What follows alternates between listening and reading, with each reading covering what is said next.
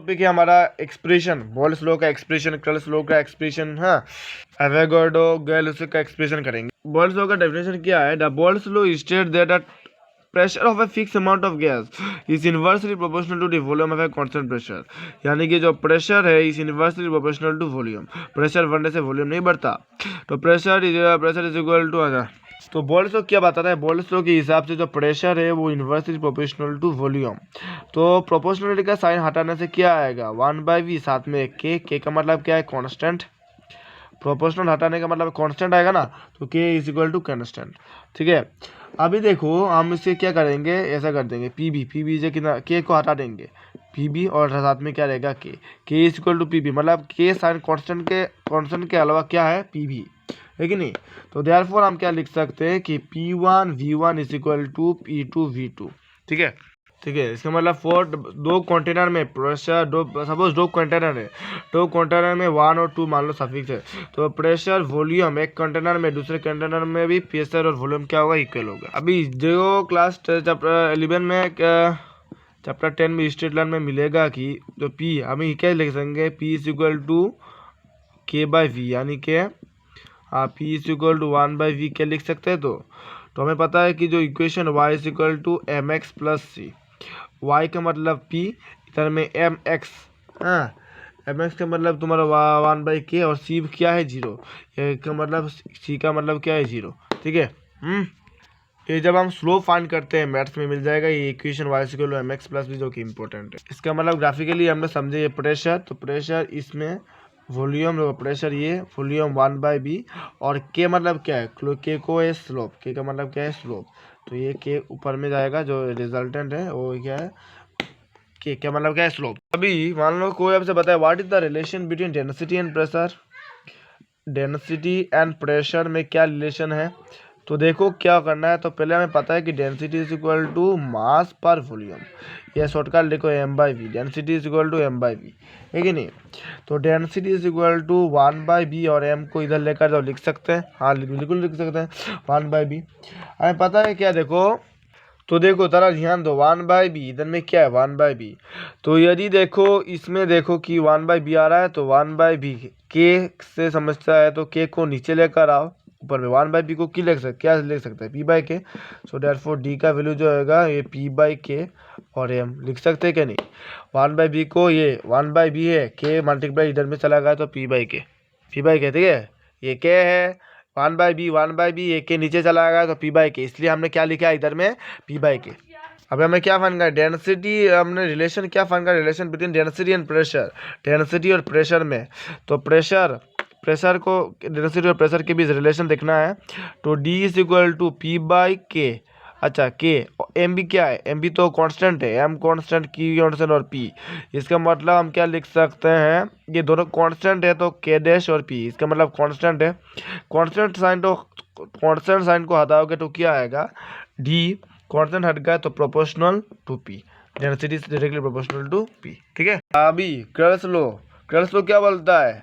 पहले तो आएगा वॉल्यूम तो अब पहले तो वॉल्यूम आएगा। वॉल्यूम मतलब वॉल्यूम बढ़ने से कौन सा चीज़ बढ़ता है? टेम्परेचर। तो volume is directly proportional to temperature, ये बोला है कर्ल्स ने। तो v इज इक्वल टू, हम क्या प्रोपोर्शनली साइन हट जाएगा तो कांस्टेंट आएगा t। तो v is equal to K T लिखा, तो कांस्टेंट को हटा दो तो क्या होगा? Constant is equal to v/t, k is equal to v divided by t, sorry t capital letter लिखो, हाँ कैपिटल लेटर t। तो ये आ गया, कांस्टेंट को हटा दो तो हम ये आएगा ना, इसलिए हम क्या लिख सकते हैं कि V1 T1 is equal to क्या होगा? दूसरा टेम्परेचर का V1 T2, ठीक है, V2 T2 लिख सकते हैं कि नहीं? यही है। अभी क्या है, अभी देखो कर्ल्स लॉ का जो इक्वेशन है वो थोड़ा मैथमेटिकली आपको जानना पड़ेगा कि कर्ल्स लॉ का जो इक्वेशन है वो Vt is equal to V0 plus T/273.15 V0। ठीक है, Vt नहीं है, V∗t, मैंने ऐसे बोला V∗t is equal to V0 plus T/273.15 V0। अब एक इसका मतलब क्या है? Vt का मतलब क्या है? Volume of the gas. Vt का मतलब क्या है? ये तो वॉल्यूम है, गैस का वॉल्यूम। कर्ल्स लॉ तो गैस पर डिपेंड करता है ना, तो Vt का मतलब V∗t का मतलब क्या है? वॉल्यूम ऑफ गैस, हाँ volume of gas at T degree Celsius, temperature degree Celsius. और V0 का मतलब क्या है, volume of gas at 0 degree Celsius. समझ में आया क्या? तो वी सफिक्स टी का मतलब क्या है, वॉल्यूम ऑफ गैस है temperature degree T degree Celsius, और V0 का मतलब वॉल्यूम ऑफ गैस है 0 डिग्री सेल्सियस। अभी V0 क्या कॉमन आ रहा है, तो VT इसको क्या लिख सकते हैं, V0 को कॉमन ले लिया तो इधर में 1 प्लस T बाई 273.15, या आप 273.15 लिखो या 273 लिख दो, करेक्ट माना जाएगा। अभी क्या करना है, अब सिंप्लीफिकेशन करो, VT is equal to V0, इसको एलसीएम कर दो, 273.15 नीचे ये मल्टीप्लाई जाएगा 273.15 प्लस ये कितना होगा टी टाइम जाएगा पार्टनर, है कि नहीं? तो यही है। तो इसमें हम क्या करेंगे कि ये ऐसा है, यदि टी का वैल्यू -273 डिग्री सेल्सियस होगा, तो V -273 जब लिखेंगे तो V0 तो एज इट इज रहेगा ही, लेकिन 273.15 प्लस और टी का वैल्यू क्या है, टी का value -273 degree Celsius divided by 273.15, तो क्या होगा, V -273 is equal to V0, ये प्लस माइनस माइनस हो जाएगा और सेम नंबर है तो 0/273, अब ऐसा अपॉन 15, 0 से कोई मल्टीप्लाई करो कितना आएगा 0। ये समझ में आया? ये जो फॉर्मूला है VT इज इक्वल टू, ये इधर से मान लो, हाँ VT इज इक्वल टू ये formula VT is equal to V0 273 plus T divided by, ये क्रॉस लॉ की equation, according to Charles law VT V suffix T is equal to V0 multiplied by 273 plus T divided by 273। आप 273 consider करो, ठीक है, 0.15 देने से बहुत लंबा हो जाएगा। VT पता है ना, volume of the temperature, and V0 का मतलब जब सेल्सियस डिग्री 0 होगा, ठीक है, मतलब जब टेम्परेचर डिग्री होगा, टेम्परेचर डिग्री सेल्सियस का मतलब आप इधर में 37, 45 डिग्री, 60 डिग्री कोई भी लिख सकते हैं, लेकिन इधर में 273 जो है वो सेल्सियस के डिग्री में बोला जाता है, तो 273 डिग्री सेल्सियस कोई क्या लेना, ये हमने नेगेटिव क्यों लिया, ताकि वो माइनस होकर 0 हो जाए, ठीक है। नेक्स्ट लो है एवोगाड्रोस लो। एवोगाड्रोस लो क्या बोला है, एवोगाड्रोस लो बोलता है कि जो वॉल्यूम है वो डायरेक्टली प्रोपोर्शनल है नंबर ऑफ मोलिकुल्स, यानी कि V is equal to constant term आएगा n, तो यदि कॉन्स्टेंट को हटा दूँ तो क्या होगा V/n, यदि इसके लिए हम क्या लिख सकते हैं, V1 N1 is equal to क्या V2 N2, समझ में आएगा। और यहाँ पे नंबर ऑफ मोलिकुल्स n का मतलब क्या, number of molecule. Next topic जो है कॉम्बाइंड गैस लो, और उसको बोला जाता है आइडियल गैस इक्वेशन, जो हमें तो पता है ना, आइडियल गैस इक्वेशन का मतलब ही ये समझ लो कि PV is equal to nRT, ये समझ लिया तो पूरा फ्यूचर मतलब आविष्ट हो जाएगा। जबकि ये कॉम्बाइंड गैस लो ये है, तो पहला लो क्या बोलता है, बॉयल्स लो, जो कि volume is directly proportional to pressure. फिर क्रल्स लो बोलता है volume is directly proportional to temperature, volume बढ़ने से हाँ टेम्परेचर बढ़ने से वॉल्यूम में बढ़ता है, ठीक है। बाद में आ जाएगा एवोगाड्रो लो। एवोगाड्रो क्या बोलता है, volume is directly proportional to number of molecules, है कि नहीं। इसमें क्या करते हैं हम, अभी जब ये तीनों को हम कंबाइन करके लिखेंगे तो देखो V प्लस V कॉमन आ रहा है, तो V is directly proportional to, देखो इधर में क्या है 1/P ब्रैकेट में क्या है Tn, ठीक है, तो V is directly proportional to Tn/P लिख सकते हैं। इसलिए कांस्टेंट हटा दो को, तो कांस्टेंट हटाने पर क्या आएगा R को एक बार कांस्टेंट माना जाएगा, हम तो बताते हैं। इसमें क्या होगा, जो कांस्टेंट है वो R का मतलब यूनिवर्सल कांस्टेंट माना जाएगा, तो यूनिवर्सल कांस्टेंट इज इक्वल, इसका वैल्यू भी है, जो यूनिवर्सल कांस्टेंट का वैल्यू है वो 8.314 मोल जूल क्या होता है इसको यूनिट, तो V is equal to R, ये क्या है Tn/P, तो क्या बोलते हैं हम PV ये मल्टीप्लाई कर दिया, PV is equal to N, एक कैपिटल लेटर R और एक T, PV is equal to nRT, ये क्या है, this equation is known as ideal gas equation. समझ में आया, इस इक्वेशन क्या बोला, आइडियल गैस। ये कैसे आया, PV is equal to nRT, सब इक्वेशन एवोगाड्रो, क्रल्स और ये तुम्हारा क्या V एवोगाड्रो, हाँ ये सब कॉम्बाइन करके सब में V आ रहा है, तो एक V इज डायरेक्टली प्रोपोर्शनल, सब प्रोपोर्शनल एक आ रहा है, तो प्रोपोर्शनल 1/P लिख दिया, Tn जा क्या Tn, तो Tn/P V कांस्टेंट हटा दो तो R आएगा। R क्या बोला जा रहा है, यूनिवर्सल कांस्टेंट का वो वैल्यू जो है वो 8.314, याद कर लो R इज इक्वल टू 8.314, इसलिए आ गया। अभी P B is equal to N R T, जो इस इक्वेशन है, इस इक्वेशन को ध्यान से देखना। एन क्या है, नंबर ऑफ मोल्स, आर क्या है, यूनिवर्सल कांस्टेंट। ये दोनों क्या है, कांस्टेंट। यदि इस दोनों कांस्टेंट को मैं सेपरेट कर दूं तो P B is equal to N R T. यदि मैं इसको सेपरेट कर दूं तो पी बी, ए तो दोनों कांस्टेंट है, तो कांस्टेंट सेपरेट करने पर क्या आएगा, नीचे में टी। ये एन आर क्या है, दोनों कांस्टेंट है। ठीक है, मैंने क्या कर दिया, एन क्या है, number of moles, number of moles, और आर क्या है, यूनिवर्सल कांस्टेंट। दोनों ही कांस्टेंट है, इन दोनों कांस्टेंट को मैंने सेपरेट कर दिया। इसलिए हम क्या लिख सकते हैं, P1 V1 divided by T1 is equal to P2 V2 divided by T2। समझ में आया। और इसी इक्वेशन को क्या बोला जाएगा, कॉम्बाइंड गैस लॉ। सब कॉम्बाइन करके हम क्या फाइंड कर सकते हैं, P B is equal to N R T, जो कि आइडियल गैस इक्वेशन है। और इसमें से जब हम सेपरेट कर दे कांस्टेंट को तो आएगा ये, तो इसको बोला जाता है कॉम्बाइंड गैस। नेक्स्ट टॉपिक है density from ideal gas equation. Ideal gas equation से हम डेंसिटी कैसे फाइंड करते हैं, तो पहले तो आइडियल गैस इक्वेशन का नाम सुनते ये आना चाहिए, तो P B is equal to N R T, ये तो आना चाहिए, P B is equal to N R T. अभी इसमें डेंसिटी फाइंड करना है, और डेंसिटी का फॉर्मूला क्या है, density is equal to mass per volume. ठीक है, okay, density is mass per volume है, तो ओके तो क्या करेंगे, देखो पहले तो वॉल्यूम है, इधर में मास चाहिए होगा, मास तो नहीं है। तो हमें पता है कि नंबर ऑफ मोल्स का फॉर्मूला क्या आता है, गिवन मास में मोलर मास।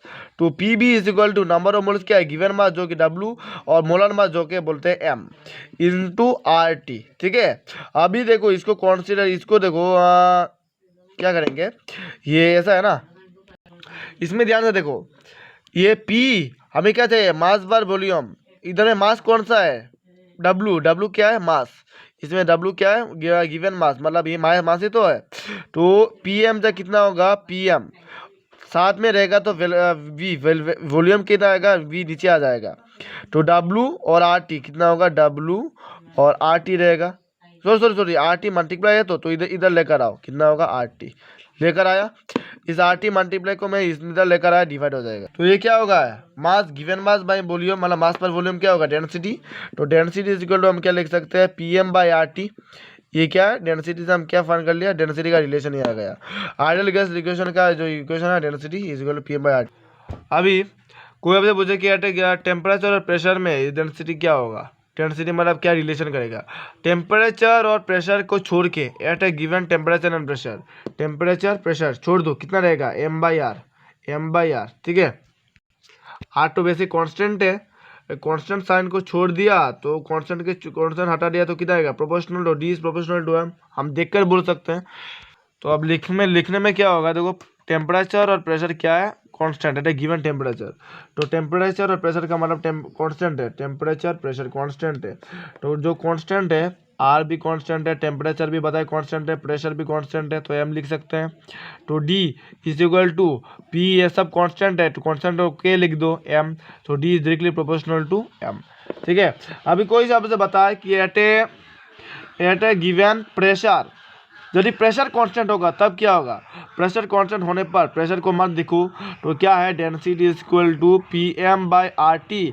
आर तो कांस्टेंट है, प्रेशर को भी कांस्टेंट कर दिया तो कितना रहेगा, पी आर और एम टी ले, है ना। मास भी तो कांस्टेंट हो जाएगा, ये प्रेशर मास भी तो कांस्टेंट है ना, तो मास को कांस्टेंट, इसका मतलब सब कांस्टेंट है, इसका मतलब क्या है, D is directly proportional to 1/T। D मतलब D inversely proportional to T. समझ में आया। इधर में प्रेशर मास ये आर तो कांस्टेंट है, सब कांस्टेंट है, कांस्टेंट होने से प्रोपोर्शनल इज इक्वल 1/T। अभी eight a given temperature, temperature को कांस्टेंट मान लो, टेम्परेचर को कांस्टेंट मान लिया, मास तो कांस्टेंट ही है कि नहीं। तो टेम्परेचर को कांस्टेंट मान लिया, मास तो कांस्टेंट ही है, तो क्या रहेगा, पी। आर तो कांस्टेंट, देखो इधर में क्या है, P M by R T ना। At a given temperature, temperature constant है तो गायब कर लो, मास भी कांस्टेंट है गायब कर लो, आर तो कांस्टेंट ही है, तो मतलब डी इज इक्वल टू सब गायब हो गए तो क्या आएगा, के बाई पी। और के बाई पी का मतलब D is directly proportional to pressure, ये होगा ना। तो एट ए गिवन टेम्परेचर ऐसा में फाइंड कर सकते। अभी इधर में ध्यान देने की बात ये है कि मास कांस्टेंट होगा कैसे गया, W/M किसके हिसाब से लेगा, गिवन एन का मतलब क्या है, given mass by molar mass, given by molar mass. Molar mass का वैल्यू क्या है, हम तो पता है ना, ये कांस्टेंट क्यों है, 6.022 इंटू 10⁻23 चैप्टर 1 में तो है, यही तो है कांस्टेंट। इसलिए इसमें क्या है, मास तो कांस्टेंट है, मास और आर क्या है, ये भी कांस्टेंट है, यूनिवर्सल कांस्टेंट, दो कांस्टेंट है। कोई बताएंगे कि टेम्परेचर के हिसाब, टेम्परेचर को कांस्टेंट कर दो तो सब कांस्टेंट क्या रहेगा, टेम्परेचर। तो है गिवन टेम्परेचर, यदि टेम्परेचर कांस्टेंट है तो D is equal to KP, D is equal to KP का मतलब D is directly proportional to pressure. भाई आइडियल गैस का डेफिनेशन पूछे तो क्या होगा, gases which obey Boyle's law, क्रल स्लो, एवोगाड्रो स्लो आर को आइडियल गैस, ठीक है। And there is no ideal gas present on the earth, पृथ्वी में कोई भी आइडियल गैस नहीं है। लेकिन रियल गैस है, रियल गैस क्या होता है, द गैस जो बॉयल स्लो, क्रल स्लो, एवोगाड्रो स्लो फॉलो नहीं करता, the gas which do not follow Boyle's law, क्रल स्लो, एवोगाड्रो स्लो आर को रियल गैसेस। अभी at low pressure and high temperature real gas tend to become ideal gas. Real gas में pressure क्या है, pressure low है और temperature high है, तब क्या होगा, जो रियल गैस है वो कन्वर्ट हो जाएगा आइडियल गैस में।